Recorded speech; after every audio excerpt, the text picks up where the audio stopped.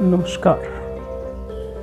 Pythagoras एक महत्वपूर्ण Greek दार्शनिक हुए हैं जिनका जन्म माइलेशियन स्कूल ऑफ थॉट के बाद माना जाता है।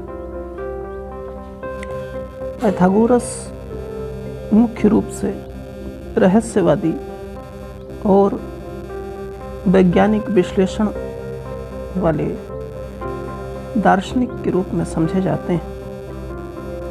गणित में उनके द्वारा दिया गया पाइथागोरस प्रमेय लोकख्यात है। हमने पीछे देखा था कि जो पाइथागोरस के पूर्ववर्ती दार्शनिक थे वे जगत के मूल का अर्थ प्रकृति में ढूंढ रहे थे, किंतु पाइथागोरस ने प्रकृति के इन सारे तत्वों से भिन्न एक अमूर्त तत्व संख्या को खोज निकाला और उनके अनुसार संख्या ही जगत के सारे पदार्थों का आधार बन सकती थी। तो पाइथागोरस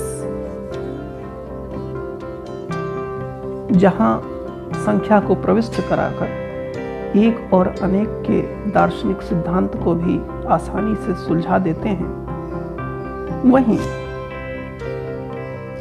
पाइथागोरस अन्य ग्रीक दार्शनिकों से इस मामले में भिन्न है कि उनके ऊपर संभवतः भारतीय परंपरा का कुछ प्रभाव पड़ा, क्योंकि जिस प्रमेय को पाइथागोरस प्रमेय के नाम से जाना जाता है वह प्रमेय भारत में पाइथागोरस के समय से पहले से ही विद्यमान था और सुलभ सूत्रों के माध्यम से विख्यात था। पाइथागोरस भारत की यात्रा पर भी आया था और उसने जैन दार्शनिकों के संबंध में कुछ वक्तव्य भी दिए। जैन दार्शनिकों को उसने ज़ेनोसोफिस्ट कहा है। दूसरा, पाइथागोरस मूल रूप से वेजिटेरियन हो गया तथा अत्यंत ही नैतिक जीवन व्यतीत करने लगा और उसने एक परंपरा के निर्माण किया जिसमें गुरु और शिष्य परंपरा की झलक मिलती है। पाइथागोरस पुनर्जन्म में विश्वास करता था और सबसे पहले उसने ही अपने आप को दार्शनिक कहा। पाइथागोरस बुद्ध और महावीर के समकालीन था और पाइथागोरस के संबंध में अल्बर्ट बर्क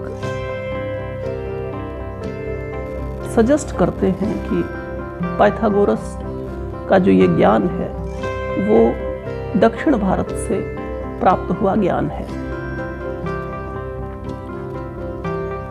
जो भी हो, कुल मिलाकर पाइथागोरस मुख्य रूप से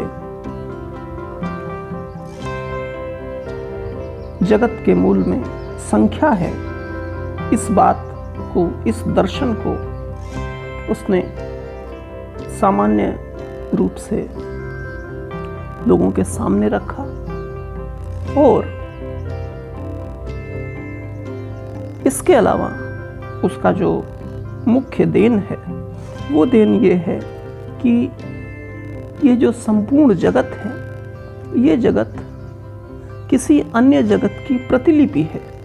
इस प्रकार बाद में आने वाला प्लेटो संभवतः पाइथागोरस के इन्हीं विचारों से प्रभावित हुआ होगा। इस प्रकार हम देखते हैं कि पूर्ववर्ती दार्शनिक जहां द्रव्य पर विचार कर रहे थे, वहीं पाइथागोरस फॉर्म पर विचार करता है। पाइथागोरस बिल्कुल उसी प्रकार के धार्मिक विचार रखता है जैसा कि भारतीय परंपरा में मिलते हैं। विशेष तौर पर इस जगत में निर्लिप्त होकर साक्षी के समान जीना। इसके लिए वे उदाहरण देते हुए कहते हैं कि ओलंपिक खेलों में 3 प्रकार के मनुष्य आते हैं। एक वे जो खरीद और बेच के लिए आते हैं, यानी जिनका काम व्यापार का है। दूसरा जो खेल में भाग लेते हैं, और तीसरे वे जो दर्शक बनकर आते हैं। इस प्रकार इस जीवन में भी 3 श्रेणियों के लोग हैं। सबसे नीचे वे हैं जो केवल क्रय विक्रय करते हैं, अर्थात व्यावसायिक बुद्धि रखते हैं। दूसरे श्रेणी के लोग वे हैं जो खेलों में सक्रिय भाग लेते हैं, किंतु उत्तम श्रेणी के लोग वे हैं जो तटस्थ दृष्टा हैं। ठीक इसी प्रकार का ज्ञान आपको भगवत गीता और अन्य भारतीय विचारों में मिलेंगे। इन्हीं तीनों कोटियों के मनुष्यों को पाइथागोरस धन का प्रेमी, यश का प्रेमी और ज्ञान का प्रेमी होना कहता है। तो इस प्रकार पाइथागोरस के जो मुख्य सिद्धांत हैं और विचार हैं उसको हमने देखा। फिर अगले खंडों में हम हेराक्लाइटस और उसके बाद आने वाले विचारकों पर बात करेंगे। नमस्कार।